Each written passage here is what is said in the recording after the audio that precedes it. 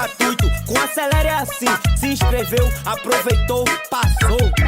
O maior preparatório do Brasil pra vestibular, Acelere no Enem. Está aqui pra te ajudar. Aulas presenciais e online e exercícios práticos. Tem plataformas, tem diversão, tem musicais e simulados. Tem conteúdos, tem festival com muito aprendizado. Tem monitoria pra te deixar preparado. É o maior curso gratuito que existe nesse mercado. Vem se preparar, com a gente você também. O maior do Brasil é o Acelere no Enem. Inscreva-se na plataforma pra você se dar bem. O maior do Brasil é o Acelere no Enem. Vem se preparar, com a gente você também. O maior do Brasil é o Acelere no Enem. Inscreva-se na plataforma pra você se dar bem. O maior do Brasil é o Acelere no Enem. O maior preparatório é o Acelere no Enem. Acelere no Enem, aqui a preparação é completa. E o melhor de tudo, 100% gratuito. Com Acelere é assim. Se inscreveu, aproveitou, passou.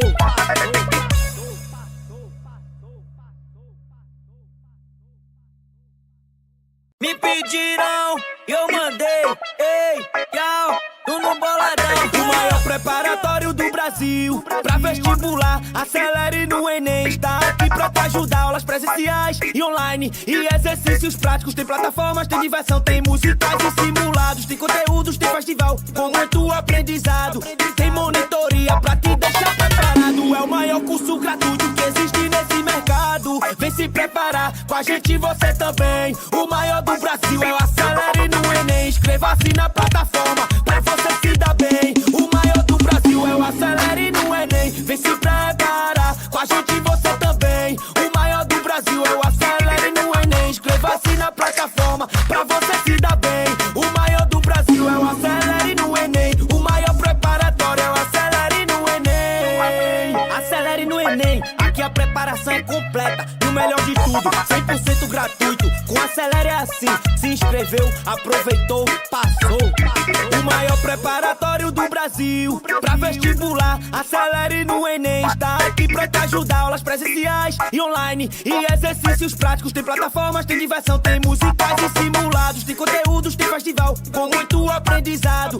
Tem monitoria pra te deixar preparado. É o maior curso gratuito que existe nesse mercado. Vem se preparar, com a gente você também. O maior do Brasil é o Acelere no Enem. Inscreva-se na plataforma pra você se dar bem. O maior do Brasil é o Acelere no Enem. Vem se preparar, com a gente você também. O maior do Brasil é o Acelere no Enem. Inscreva-se na plataforma pra você se dar bem. O maior do Brasil é o Acelere no Enem. O maior preparatório é o Acelere no Enem. Acelere no Enem, aqui a preparação é completa. E o melhor de tudo, 100% gratuito. Com Acelere é assim. Se inscreveu, aproveitou, passou.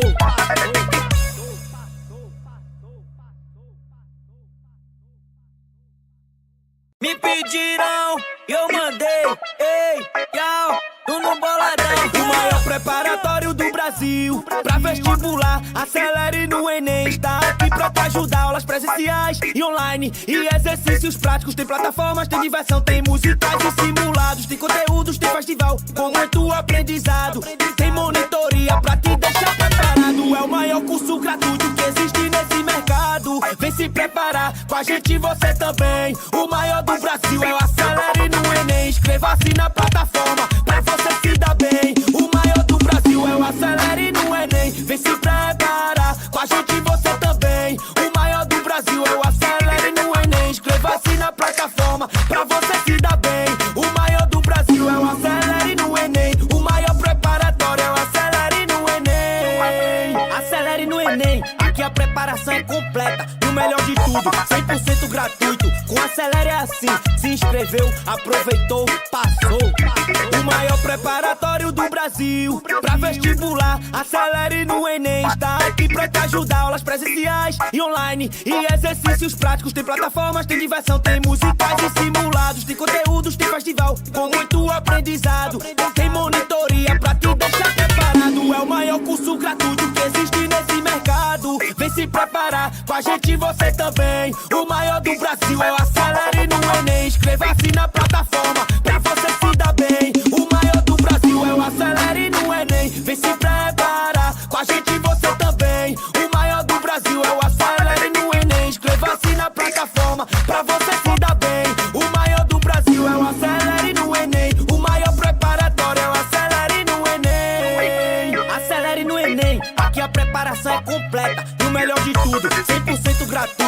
O Acelera é assim, se inscreveu, aproveitou, passou.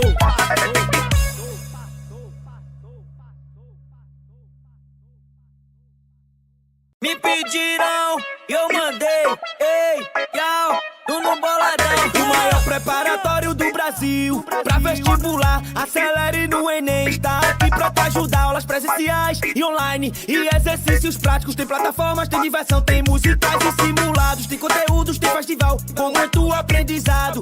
Tem monitoria pra te deixar preparado. É o maior curso gratuito que existe nesse mercado. Vem se preparar, com a gente você também. O maior do Brasil é o Acelere no Enem. Boa noite, galera! Perdemos tempo, né? Porque estávamos ali debatendo uma situação muito importante. Eu vou botar uma live aqui para fazer. Para eu unir todos os povos. Nós estávamos debatendo.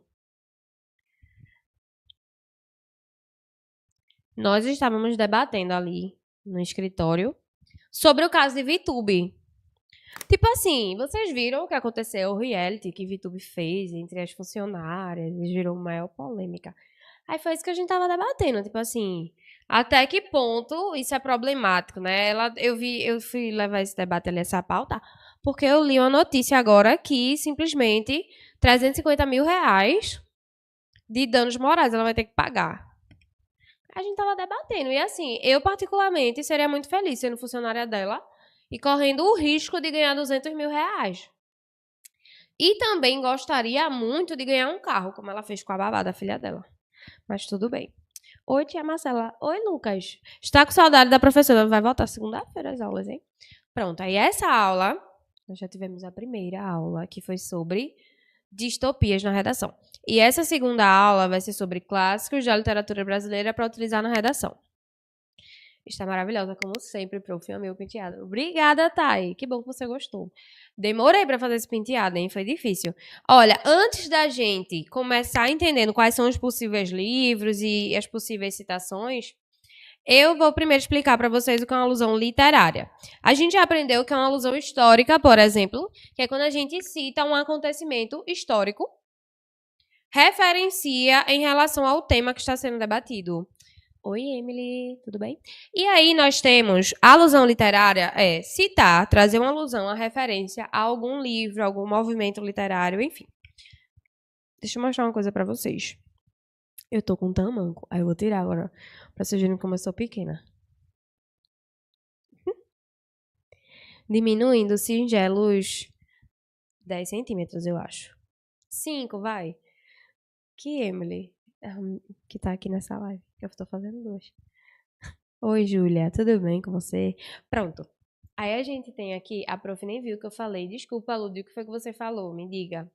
Desceu 5 degraus. Tá vendo vocês? Por isso que eu faço as coisas sempre descalças. Que é pra não gerar confusão. Quando vocês me veem pessoalmente, vocês dizem que eu sou pequena.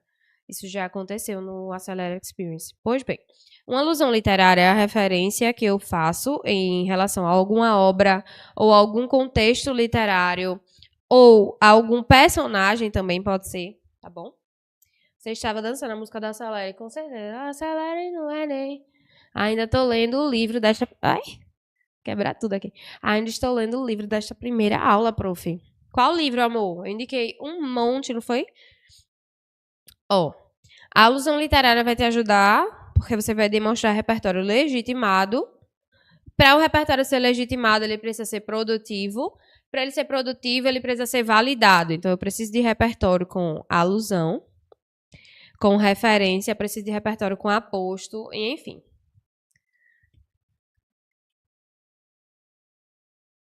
Olha, a Eric está lendo a Metamorfose de Franz Kafka. Arrasou, hein? Depois me conta o que você achou. Esse livro muda alguma coisa no nosso cérebro. Vocês sabem, né? Que esse livro de Franz Kafka faz a gente sentir uma coisa diferente, assim. E eu acredito que pode ser considerado até uma distopia. Depois a gente vai debater sobre ele. Mas vamos lá.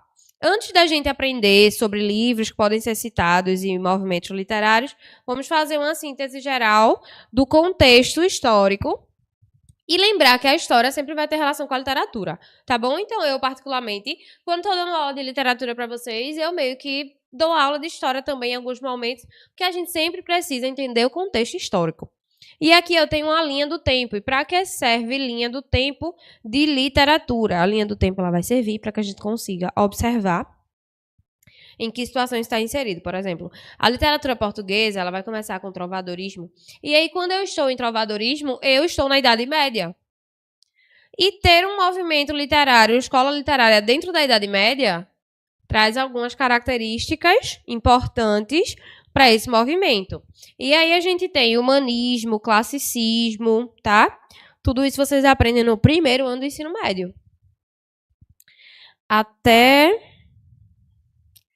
Acho que até barroco. Trovadorismo, humanismo, classicismo, quinhentismo, barroco e arcadismo. Vocês aprendem todos eles no primeiro ano do ensino médio.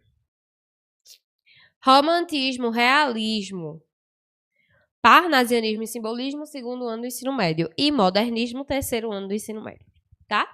Esse é o contexto geral, a linha do tempo e tudo mais das questões literárias do nosso Brasil. Aí vamos primeiro entender o trovadorismo, que traz idealização, principalmente da mulher, relações sociais hierarquizadas e forte influência da tradição. Que tradição é essa? Tradição cultural e, enfim, questões que estão relacionadas ao conceito de lazer durante a Idade Média. Então, essa população... Cantiga de amor, isso mesmo.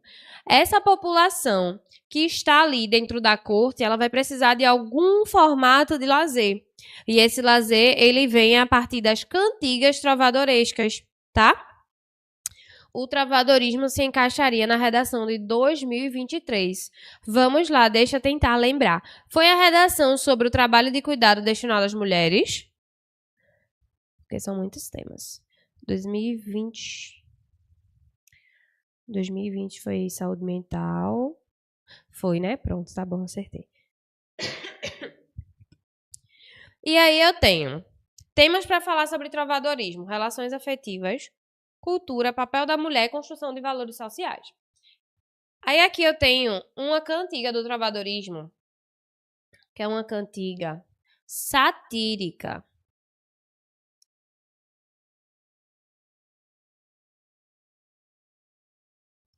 Que diz assim: Oi, Lua, tudo bem?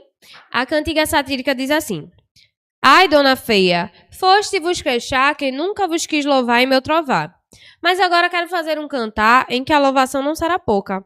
E vede como quero vos louvar, dona feia, velha e louca. Vou traduzir. Os trovadores, eles falavam de amor, né? Na cantiga de amor, na cantiga de amigo. E aí alguma mulher criticou. Porque ele não estava fazendo um trovar sobre ela. Aí ele falou assim: Ai, dona feia, você tá reclamando porque eu nunca louvei você em meu trovar? Pois espera aí, que agora eu vou fazer um cantar. Aí ele diz que ela é dona feia, velha e louca. Veja, ele ridicularizou a mulher, ele criou uma cantiga satírica. E aí a gente vai observar que isso era o lazer daquele período. Por isso que nós chamamos de cantiga. A cantiga ela tem o objetivo de ter um som. Ela não é feita para ser lida, ela é feita para ser recitada. As pessoas não sabiam ler naquele período. Então, os trovadores, eles tinham por objetivo entreter a população a partir das suas cantigas. Então, eles precisavam de instrumentos musicais para tocar e fazer a cantiga acontecer. E aí, como é que eu posso utilizar isso numa redação? Se você observar uma redação que fale de cultura, que fale sobre questões tradicionais, a gente vai ver muita semelhança entre o trovadorismo e o sertão. No sertão, a gente tem duplas sertanejas. E nas cantigas trovadorescas, a gente também tinha duplas ou trios. Ok? Como que você marca as pessoas tão rápido? Essa é a cantiga de maldizer. Aquela é de maldizer. Pronto, agora vamos para um exemplo, tá bom? Embora a sociedade contemporânea tenha avançado na defesa da igualdade de gênero, ainda persistem comportamentos que idealizam ou limitam a atuação feminina. Nesse sentido, o trovadorismo evidencia como, desde a Idade Média, a mulher era frequentemente representada de forma idealizada e passiva, especialmente nas cantigas de amor. Gente, as mulheres não escreviam nas cantigas. Existe a cantiga de amigo, que o eu lírico é feminino. Vocês sabem o que é o lírico?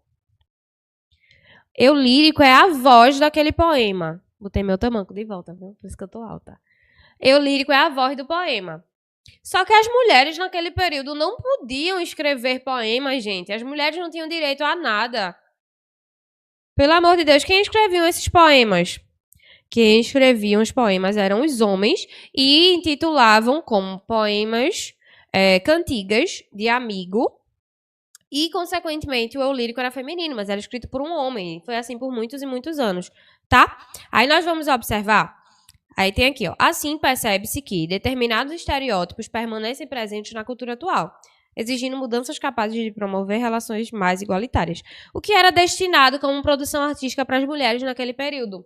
Bordado, piano. As mulheres amavam, aprendiam a todo custo tocar piano, fazer bordado, entre outras coisas. Não era, por exemplo, permitido que elas fizessem uma produção escrita, porque não era permitido para elas ainda a leitura.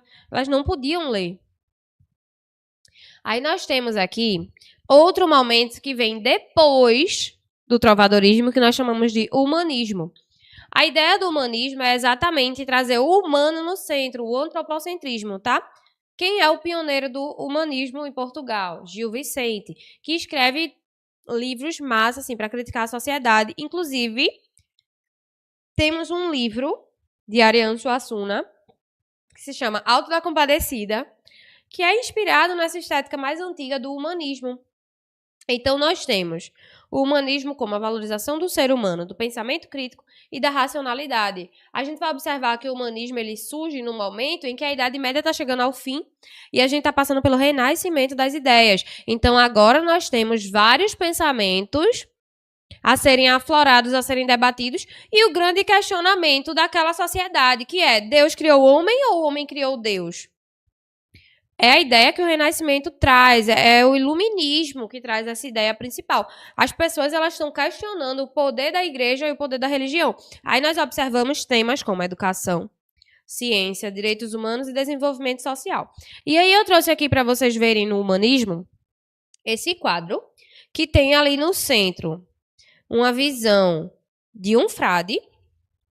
Aí existem algumas populações aí, os povos, e principalmente a gente precisa pensar no seguinte: a divisão desse mundo, como ele era representado. Então, durante esse período pré-renascentista, nós tivemos escritores como Dante Alighieri, Shakespeare também, mas vamos falar de Dante Alighieri, que escreveu um livro muito famoso, uma trilogia que se chama A Divina Comédia. Você ainda não leu A Divina Comédia? Pesquisa pelo menos um resumo. O Enem está se aproximando. Não sei te dizer com toda certeza, assim, vai ter uma questão da Divina Comédia, mas pode ter certeza que vai cair questões de contexto histórico que trazem Idade Média, que trazem Renascimento, Iluminismo e principalmente como repertório sociocultural da sua redação. E aí eu tenho aqui 2 livros importantes que você pode citar dentro da sua prova, tá? Alto da Barca do Inferno, de Gil Vicente. É como se fosse um arrebatamento. Tá lá, chegou o dia do arrebatamento. Aí tem a Barca do Inferno e a Barca da Glória. Tá? A Barca do Inferno é o diabo que está chamando as pessoas e a Barca da Glória tem um anjo para levar as pessoas para o céu. E aí eu tenho aqui, nele, vários personagens são julgados pelo anjo e pelo diabo antes de entrarem na Barca do Inferno ou na Barca da Glória. A obra conta com personagens alegóricas e personagens tipo. E aí a gente vai observar uma coisa muito interessante no Alto da Barca do Inferno, que é a hipocrisia do ser humano, que é exatamente o que o humanismo queria trazer.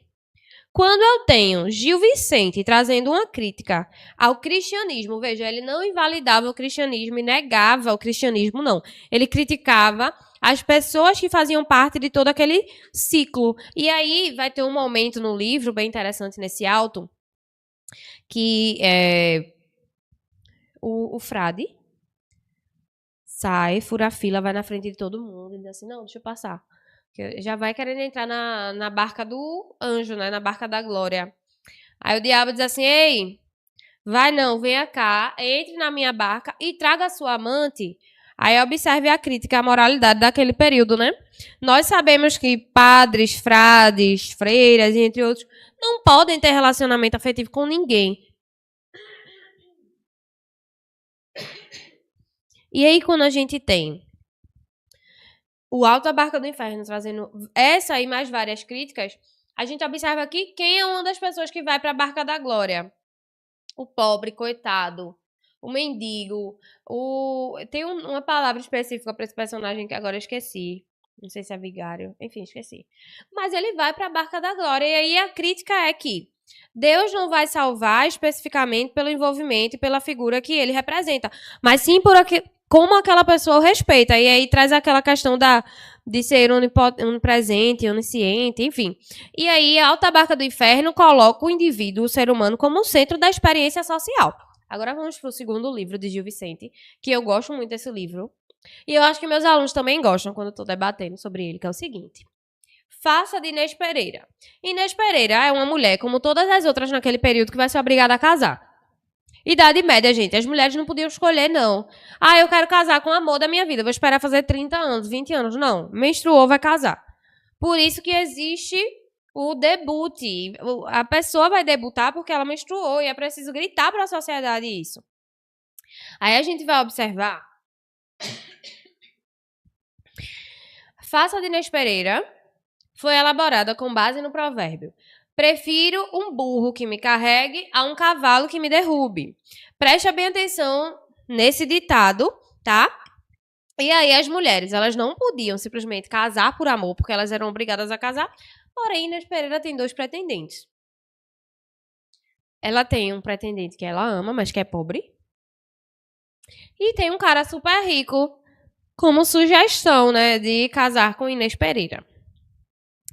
Aí vê. Tem como trajetória de Inês que sofre ao se casar com um homem sedutor e que exerce sobre ela uma relação de dominação. Aí outra informação importante. Além dele ser rico, ele sabe que ele é rico e ele é dominador. Então tudo que ele vai fazer é mudar a vida de Inês Pereira para que ela seja obediente, para que ela não faça nada de errado. Só que aí esse cara morre.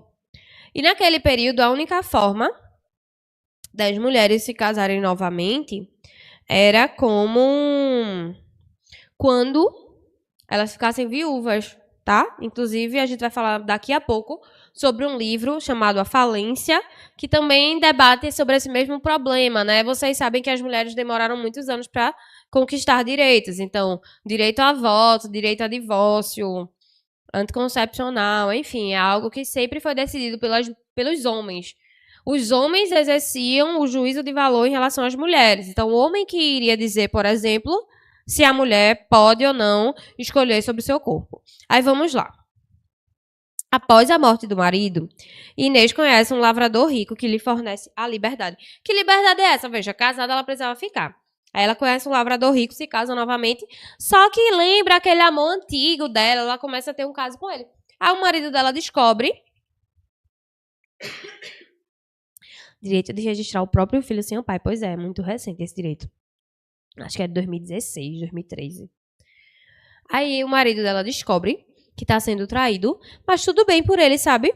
Porque lembra da história que é melhor um burro que me carrega, um cavalo que me leve, que me derrube. Aí ele passa a levar Inês Pereira toda noite pra ver o seu amor, o seu amado. E aí ele é corno, mas ele ama Inês Pereira o suficiente a ponto de deixá-la feliz e livre. Então ele leva pra visitar o seu amado. Faça de Inês Pereira. Aí a gente vai observar que o humanismo ele traz uma sociedade muito marcada, bem demarcada ali, sobre a mudança, né, das informações, o acesso à informação. Eu tenho aqui. Em uma sociedade marcada pela circulação acelerada de informações, torna-se essencial recuperar os princípios humanistas, que colocam o ser humano e a razão no centro das decisões.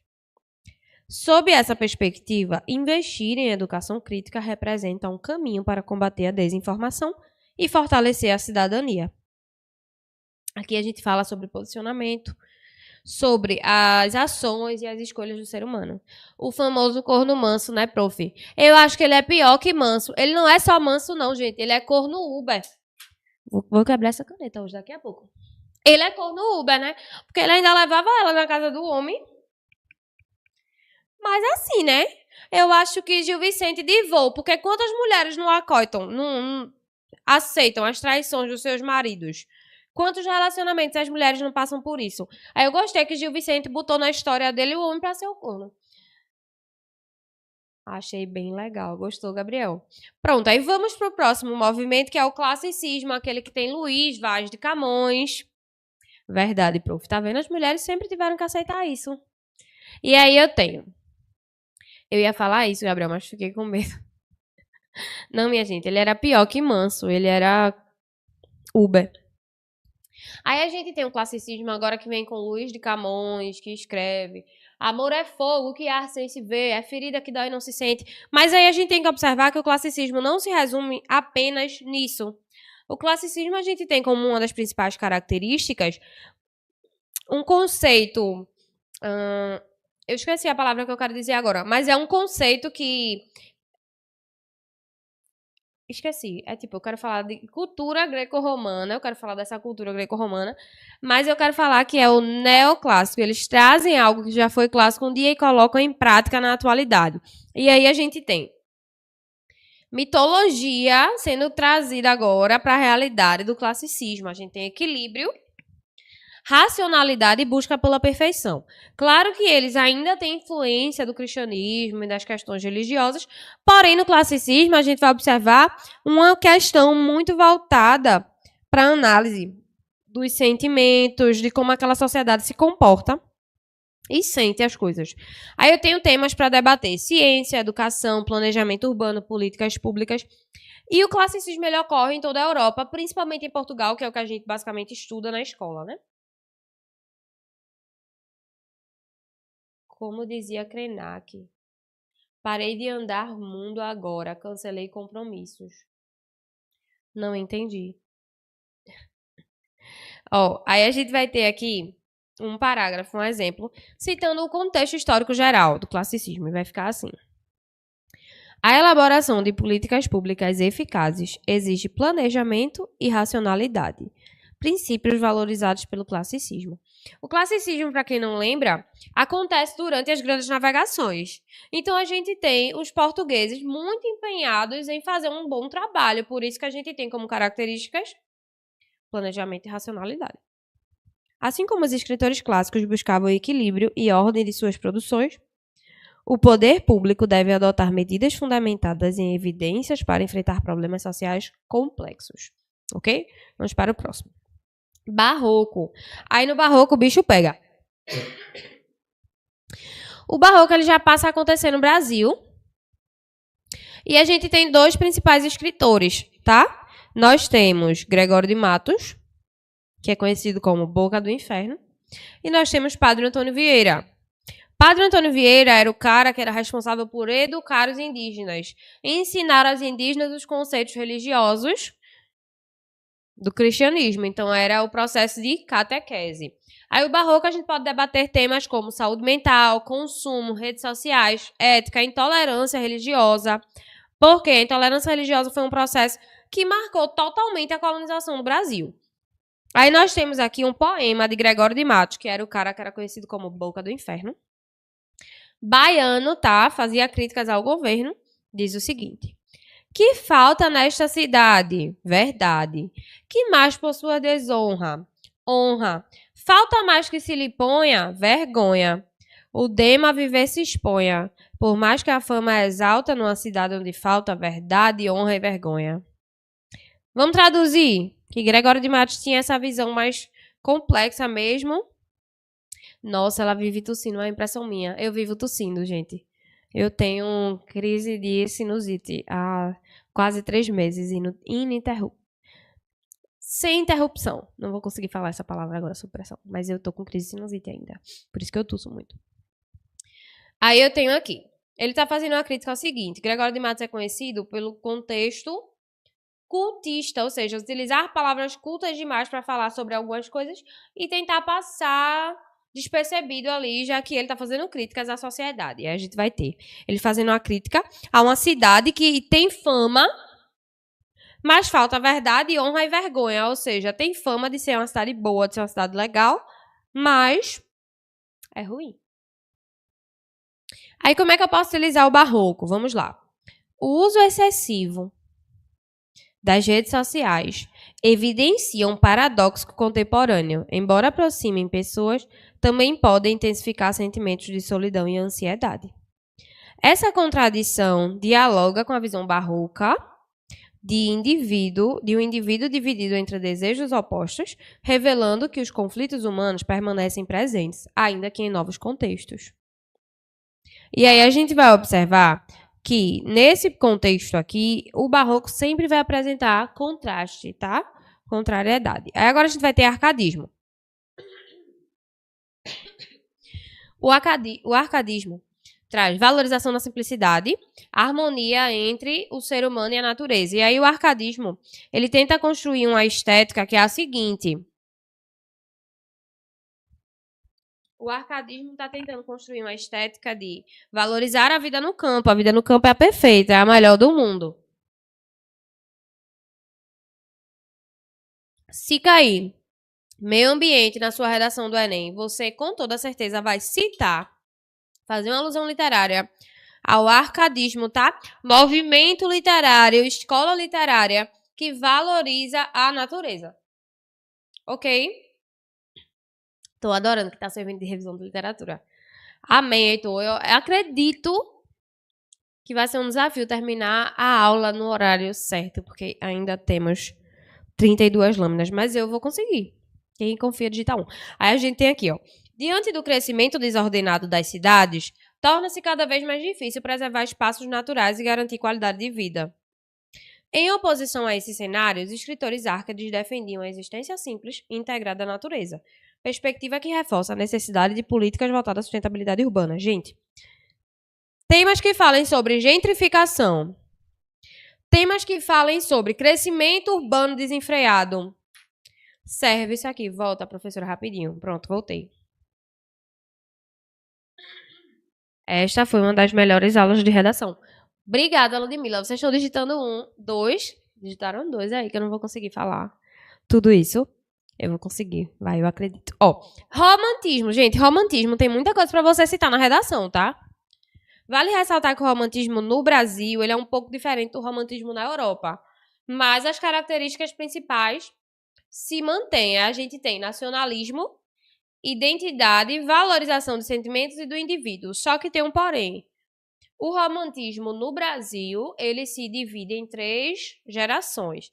A primeira geração é a geração indianista, que valoriza o indivíduo, que valoriza o indígena, constrói um herói para a sociedade. E a aula das vilãs. Ó, a aula das vilãs tem um critério para vocês conseguirem um desafio. Olha aí, Ludmila tá por dentro. 30 redações no e-mail do Acelere, do Minota dessa semana, exatamente.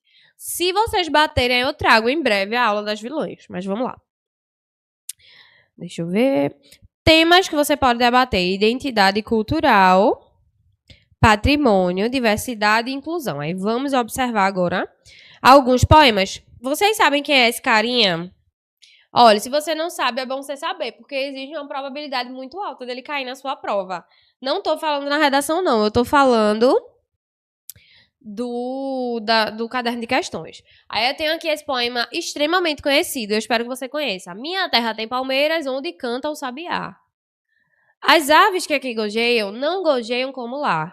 Nosso céu tem mais estrelas, nossas várzeas têm mais flores, nossos bosques têm mais vida, nossa vida mais amores. Em cismar sozinho à noite, mais prazer eu encontro lá. Minha terra tem palmeiras, onde canta o sabiá. Não, não é José de Alencar. É Gonçalves Dias. Gonçalves Dias é o cara que traz a visão. Ele mora em Portugal, mas ele é brasileiro. E aí ele traz a visão de que a terra dele... Ó, vê como a gente é bairrista assim até hoje. Minha terra tem palmeiras onde canta o sabiá. Ele tá lá em Portugal pensando. As aves que aqui gojeiam não gojeiam como lá. Aí vê o desfecho. Minha terra tem primores que tais não encontro eu cá. Em cismar sozinho à noite, mais prazer encontro eu lá. Minha terra tem palmeiras onde canta o sabiá. Não permita a Deus que eu morra sem que eu volte para lá, sem que desfrute os primores que eu não encontro por cá. Sem que ainda aviste as palmeiras onde canta o sabiá. Então, tá dizendo assim, olha, Eu tô vivendo aqui, mas aqui não tá com nada. Eu prefiro a minha terra, que tem palmeiras, onde que eu não sabia. Esse cara aqui, vocês sabem quem são? Esse aqui tem que saber, né? Conhecido como poeta dos escravos. E tem alguns poréns, né? Nesse período do romantismo, a gente ainda não tem oficialmente escritores negros com visibilidade, não. A gente vai ter Maria Firmina, que não tem tanta visibilidade, inclusive ela é pouquíssimo estudada nas escolas. Castro Alves, muito bem. Esse aqui é Castro Alves, baiano também.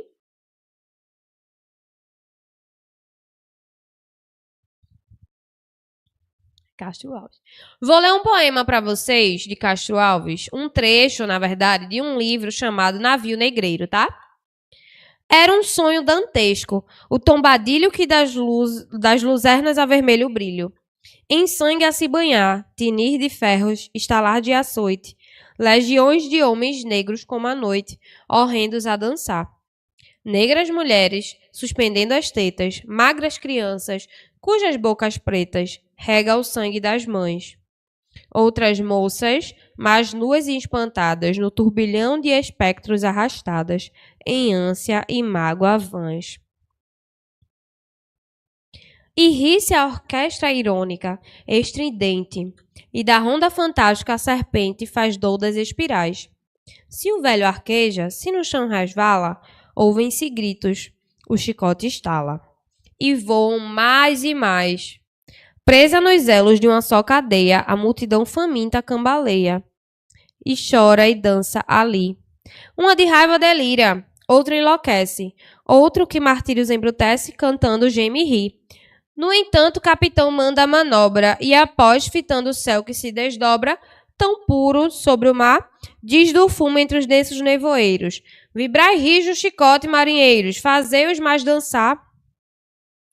Ele está dizendo para que os marinheiros façam com que as pessoas que estão sendo escravizadas dancem, ou seja, batam mais neles para eles dançarem. E ri-se a orquestra irônica estridente, da ronda fantástica a serpente, faz doudas espirais. Qual um sonho dantesco, as sombras voam. Gritos, as maldições, preces ressoam. E ri-se Satanás. Ou seja, esse desfecho é assim, Deus não se agrada com isso.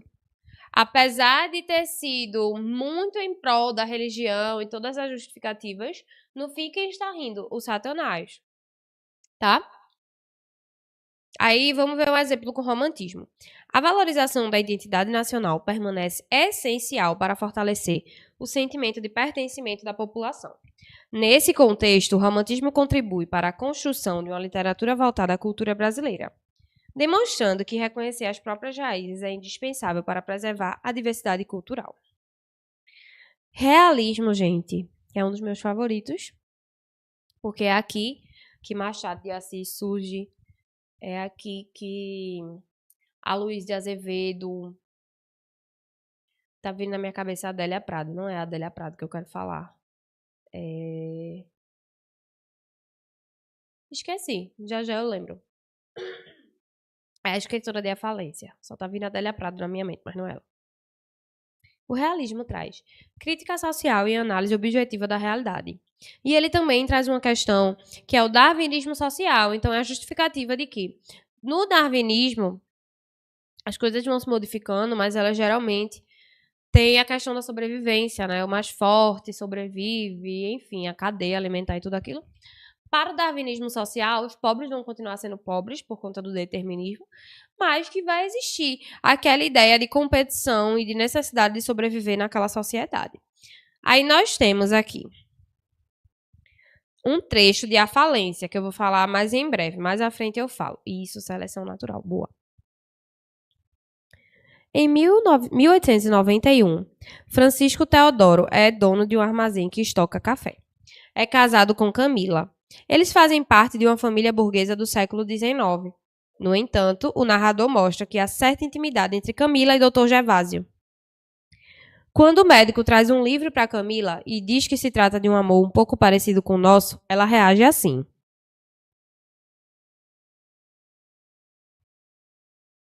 Pausa para a água. Vamos traduzir. Camila é casada, certo, com Francisco. Francisco tem um armazém que estoca café. Eles fazem parte de uma família burguesa, ou seja, eles são burgueses.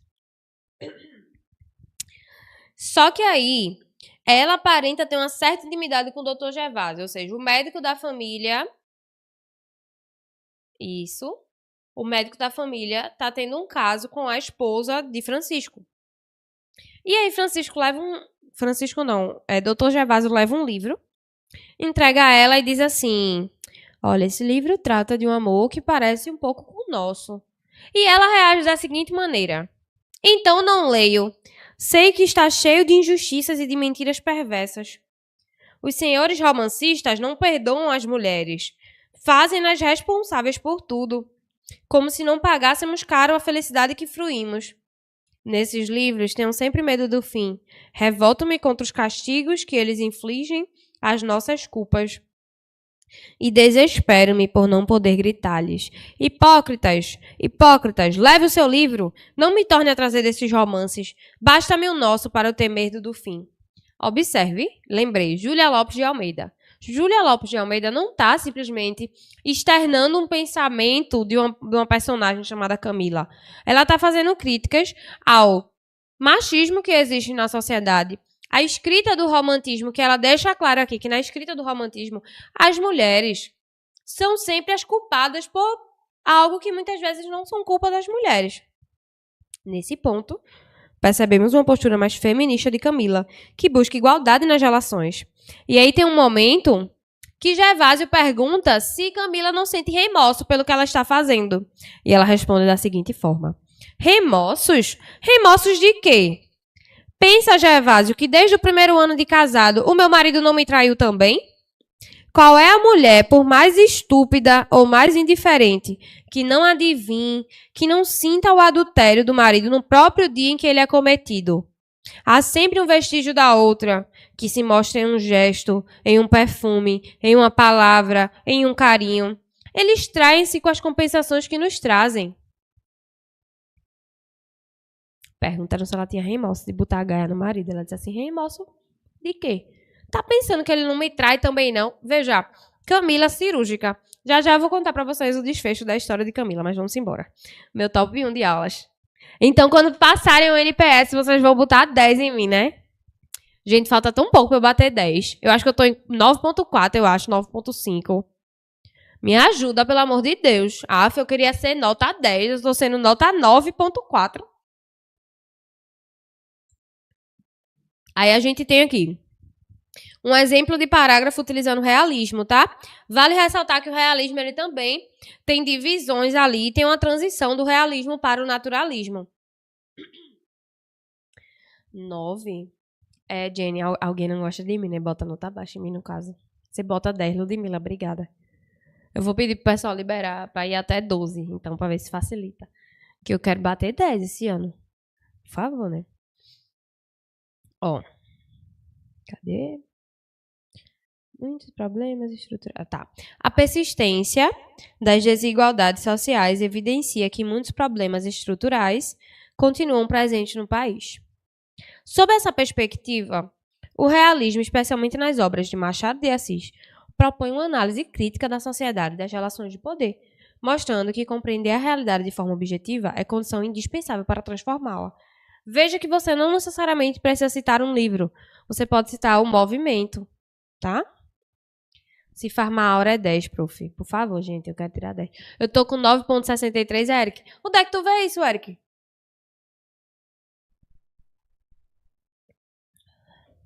Eu acho que é isso mesmo. Eu sei que eu tô perto do 10. Eu queria ser 10. Mas vamos lá, ó. Quando a gente fala do realismo, a gente tem vários escritores e eu quero falar de dois principais. Machado de Assis, com Memórias Póstumas de Brás Cubas, e Júlia Lopes de Almeida, com A Falência. Júlia Lopes também tem outros livros, mas eu acho que A Falência é o mais importante para vocês terem aí na análise de vocês. Aí, depois do realismo, tem uma transição para o naturalismo. E o naturalismo, ele traz aquelas questões de determinismo e, enfim, analisar questões mais sociais mas ele traz como ponto principal a análise da influência do meio social sobre o comportamento humano. Então, quando a gente tem, por exemplo, o Cortiço, a gente vai ver que os personagens, eles vão repetindo a mesma forma de falar, a mesma forma de agir, a mesma hipocrisia, enfim, o mesmo egoísmo. E aí nós temos no naturalismo alguns trechos de O Cortiço, tá?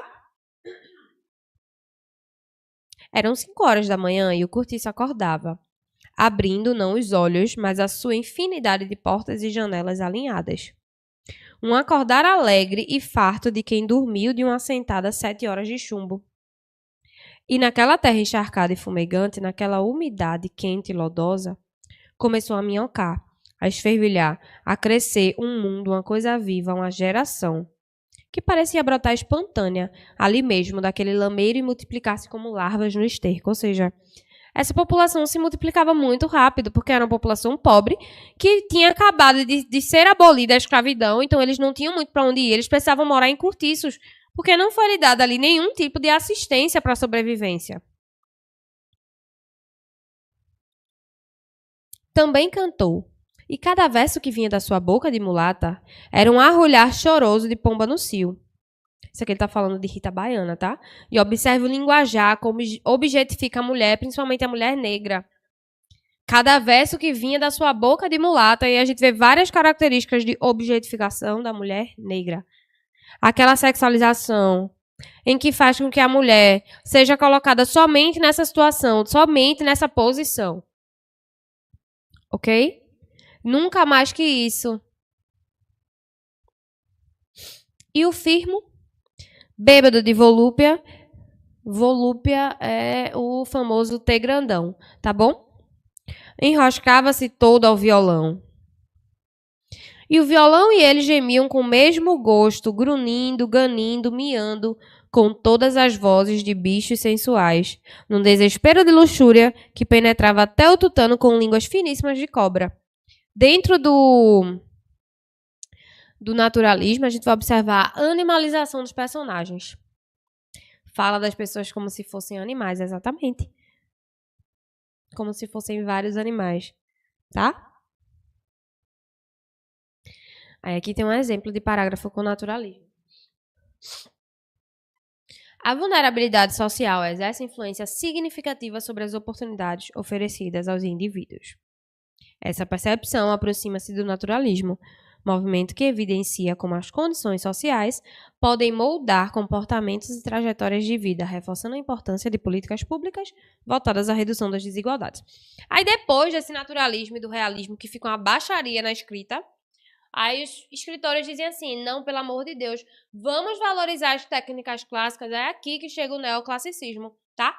Valorização da excelência, da disciplina. É o momento em que o nosso hino do Brasil, isso, arte pela arte, muito bem, o nosso hino do Brasil é escrito nesse período, do parnasianismo. Por isso que existem muitas inversões. Tá, o hino do Brasil é escrito nesse período, é muito bonito. Existe a inversão, existe a valorização, mas o objetivo principal é a disciplina, é a técnica, é a excelência. Temas, educação, trabalho, formação profissional. E aí vamos ver um exemplo de parágrafo. Em um mercado de trabalho cada vez mais competitivo, o domínio técnico tornou-se um diferencial. Essa valorização da precisão aproxima-se do ideal parnasiano, que defendia o aperfeiçoamento formal como resultado de esforço e disciplina. Aspectos igualmente relevantes para a formação profissional contemporânea. Então, aqui é uma alusão bem simples que fala do mercado de trabalho, mas fala sobre competição e fala sobre técnica. E aí a gente poderia falar também sobre o parnasianismo e a importância, por exemplo, de ingressar na universidade, de existir um ensino superior. Também caberia com essa alusão, tá bom? Simbolismo, gente. Eu também gosto muito para utilizar na redação, principalmente se for sobre saúde mental. O simbolismo era mais subjetivo, trazia questões muito emocionais, simbólicas e aspectos psicológicos. Então, no simbolismo, a gente vai ter um escritor que se chama Alfonso Guimarães, tá? Cruz de Souza também. E aí vamos ver um exemplo. Apesar dos avanços tecnológicos, o sofrimento emocional permanece invisibilizado em muitos espaços sociais. Nesse sentido, a valorização da subjetividade proposta pelo simbolismo evidencia a importância de reconhecer sentimentos e experiências individuais como parte fundamental da condição humana. Aí a gente vai observar agora um poema que eu quero ler para vocês, que se chama Esmalha, escrito por Afonso Guimarães. Eu vou ler para vocês, depois a gente vai concluir sobre o que ele está falando, tá? Esmalha. Quando Esmalha enlouqueceu... Ui. Desligou.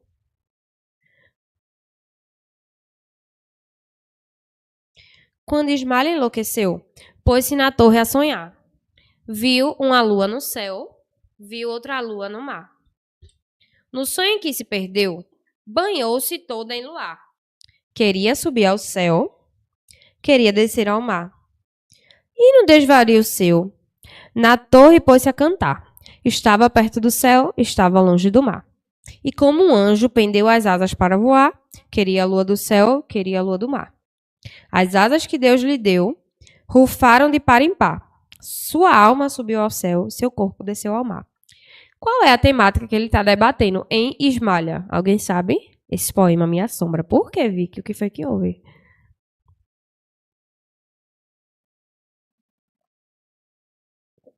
Morte. Não uma simples morte, né? Um suicídio.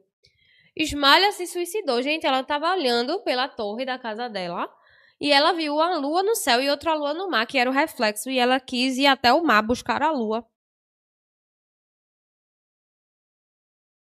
Então, em temas sobre saúde mental, nós podemos usar Esmalha. Temas sobre transtornos, espectros e entre outras coisas que debatem questões psicológicas, a gente pode falar de Esmalha. Meu Deus, que doideira. Tu tinha percebido não, foi, João? Porque, veja, não foi a qualquer momento da vida dela, não. Foi quando Esmalha enlouqueceu. É como se ela tivesse num surto psicótico. Vocês conseguem observar isso? É como se ela tivesse num surto. E aí ela enlouqueceu e ela tá na torre sonhando e ela vê duas luas e ela quer uma e ela se mata. Porque ela, veja, as asas que Deus lhe deu. Gente, Esmalha não tem asas. Essas asas são fictícias e aí ela se jogou. Foi provavelmente um surto psicótico.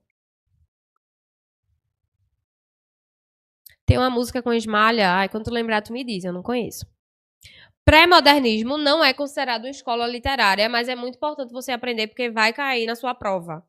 Prova de literatura vai ter pré-modernismo. Ou vai cair Lima Barreto, ou vai cair Euclides da Cunha, ou vai cair Monteiro Lobato. Um dos três é certeza, tá? Ó, eu não vou conseguir ficar voltando porque eu tô um pouco atrasada, falta bastante slide e já acaba a nossa aula. Mas esse slide vai ficar salvo, tá bom? Com todas as anotações aqui. O pré-modernismo traz a denúncia das desigualdades brasileiras e valorização das diferentes realidades do país. Aí eu tenho temas como exclusão social, regionalismo, principalmente, racismo e desigualdade. Ah, é de Emicida? Vou ouvir, gente. Quando terminar a aula, eu vou ouvir. Ó, a persistência da exclusão social demonstra que parte da população brasileira ainda enfrenta condições precárias de acesso a direitos básicos. Nesse contexto, o pré-modernismo, por meio de autores como Euclides da Cunha e Lima Barreto, revelou um país marcado por profundas desigualdades, realidade que continua exigindo respostas efetivas do Estado. Vou indicar 2 livros para vocês que têm temáticas parecidas. Lima Barreto, eu vou indicar o livro Triste Fim de Policarpo Quaresma. O Triste Fim de Policarpo Quaresma, de Lima Barreto. Livro massa, super curto, dá para usar na redação, cai direto no caderno de questões, tá? E é interessante você observar... Marcela é ela. Ah, sim, Brunilde com Emicida, né? Tem uma aula que a gente vai ter, acho que daqui a umas 4 aulas, que vai ter uma música de Emicida.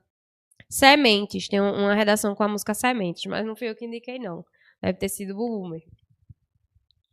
Poderia repetir o nome? Posso. Triste Fim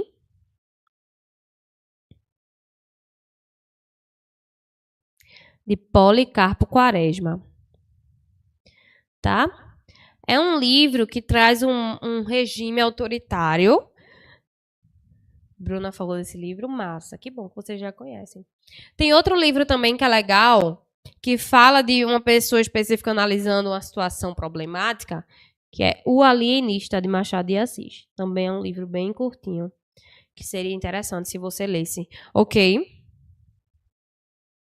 Agora eu vou passar, tá bom? Que letra bonita, prof. Menina, tá ficando tão feia aqui. Chega, tô adoecendo. Mas obrigada mesmo assim. Pronto, modernismo. Modernismo já é em que século? Século XX.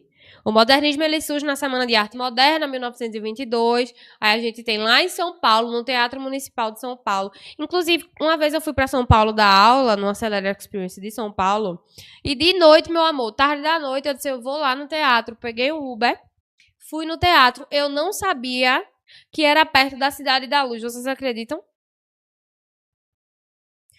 O Teatro Municipal de São Paulo, que foi onde aconteceu a Semana da Arte Moderna, é tipo num bairro meio abandonado, assim, tem muita gente em situação de rua, sabe, usando droga. E aí, eu lembro que tinha guarda municipal lá, fazendo uma ronda, um carrinho lá parado, e eu, sabe, aproveitei, né? Usufruí do meu direito de cidadã, tirei várias fotos, pedi até pro guarda tirar foto minha.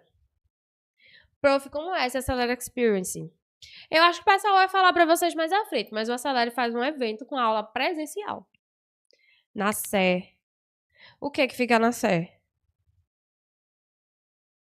O teatro. Lá tem muitos moradores de rua, então eles começaram a brigar, foi uma loucura. Mas enfim, o modernismo é muito legal. Aí você pode debater temas principais sobre cultura, educação, diversidade, inclusão, tecnologia. Já teve no Piauí? Não. Esse ano vai ter a Acelera Experience. Esperei 3 anos para ser terceirão. Não posso falar, mas vou explicar para vocês depois. Ó, modernismo, a gente tem a valorização da pluralidade cultural, constitui elemento essencial para a construção de uma sociedade democrática. Assim como o modernismo rompeu com modelos tradicionais para reconhecer a riqueza da identidade brasileira, o país precisa promover políticas que respeitem diferentes manifestações culturais e ampliem a inclusão social. Vai ter em Recife? Vai. Só não posso dizer a data, mas depois vocês vão saber. Pronto, agora vamos para as indicações de livros para a gente finalizar a aula, que eu já estou falando muito. Tem gente até reclamando que eu estou tossindo. O único museu que fui foi o Museu da Abolição. Eita, ia ser bom, hein? Ir pra Bienal. Gente, quando o Acelere decidir ir pro Rio de Janeiro, vocês pedem pra eles me levarem, por favor? Pede mesmo, enche o direct do Acelere de mensagem, que eu queria muito pro Rio de Janeiro com o Acelere. Mas só se for tudo bem pra vocês, né?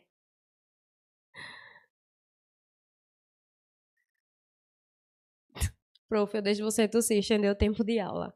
Não, Ludmilla, infelizmente vou ficar devendo. Ó, A Falência é um livro de Júlia Lopes de Almeida que eu falei pra vocês a história de Camila. E aí o marido de Camila vai descobrir, gente, a traição. Camila tá traindo Francisco com Dr. Gervásio. E aí, Dr. Gervásio também tem uma família, sabe? Tipo, casado e tal. E aí, o que acontece, gente? A empregada descobre. Aí começa a chantagear Camila, tá? Pedir dinheiro e tal. Na verdade, no fim, o próprio marido de Camila descobre a traição. Só que ele não tá nem aí, entendeu? Ele não quer saber. Sendo que aí, depois de um tempo, ele faz um investimento muito alto e perde tudo. Lembra que ele tem uma fazenda de café? Perde tudo. Aí ele vai e comete suicídio. E aí a crítica é tipo assim... E daí, gente? Tudo se resume a dinheiro. Pronto. Ele comete suicídio. Só que quando ele comete suicídio... Lembra que eu falei pra vocês no início da aula que as mulheres só podiam casar depois de ficar viúvas? Pois pronto, chegou o momento dela de brilhar. Ela corre no Dr. Gervásio e diz assim, meu amor, estou solteira e agora posso casar com você. E ele responde, problema é teu.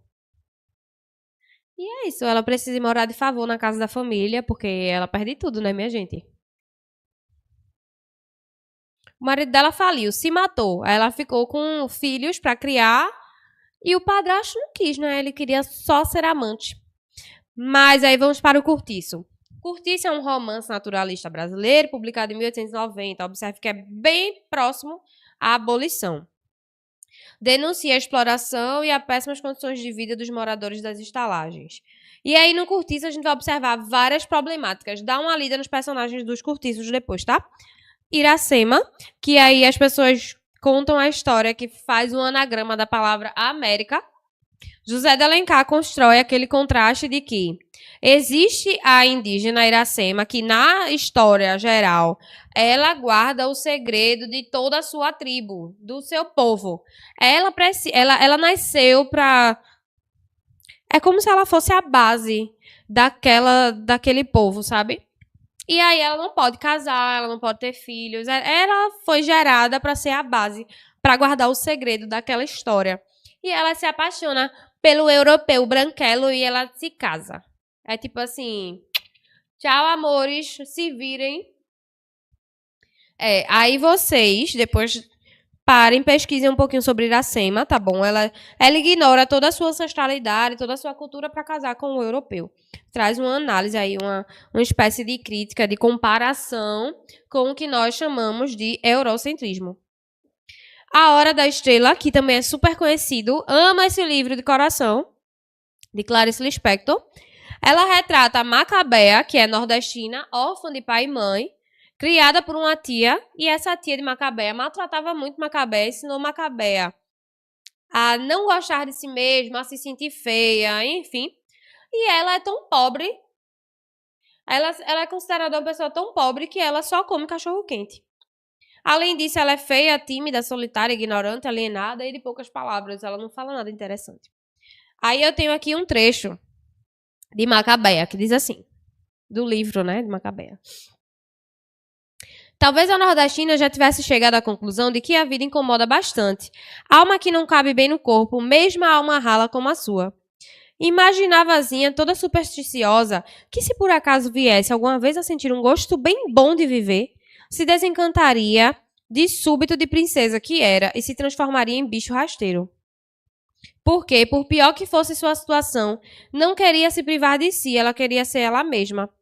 Achava que cairia em grave castigo e até risco de morrer se tivesse gosto. Então defendia-se da morte por intermédio de viver de menos, gastando pouco de sua vida para esta não acabar.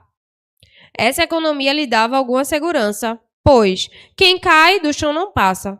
Teria ela a sensação de que vivia para nada? Nem posso saber. Mas acho que não. Só uma vez se fez uma trágica pergunta: quem sou eu? Assustou-se tanto que parou completamente de pensar. E aí tem um trecho que ela justifica assim: já que sou, o jeito é ser. E ela prefere viver de menos para não gastar a vida. Tem um filme de Macabea, assistam. O namorado dela é terrível. Temos o 15, que eu vou deixar como indicação. Os próximos eu vou deixar como indicação, não vou poder falar sobre todos, tá bom? O 15, que retrata a crise de 1915, a seca de 1915.